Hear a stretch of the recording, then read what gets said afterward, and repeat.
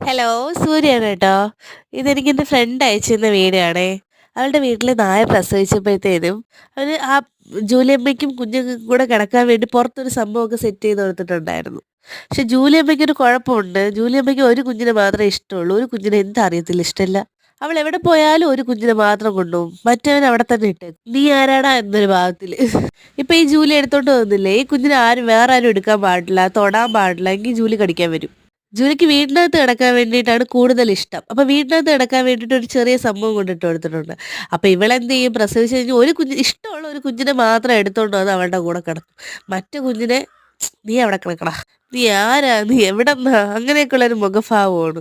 പിന്നെ ഈ പട്ടിക്കുഞ്ഞിന് മാത്രമേ പാലും കൊടുക്കത്തുള്ളൂ. നോക്കുന്ന നോട്ടം കണ്ടില്ലേ. ഈ കുഞ്ഞ് പാല് കുടിക്കുമ്പോഴത്തേനും മറ്റേ കുഞ്ഞ് പാല് കുടിക്കാൻ വരുവാണേൽ ചവിട്ടി ഒരു എറിയാണ്. പോയി അധ്വാനിച്ച് ജീവിക്കടാന്നുള്ള മട്ടില്. ഇത് മാത്രം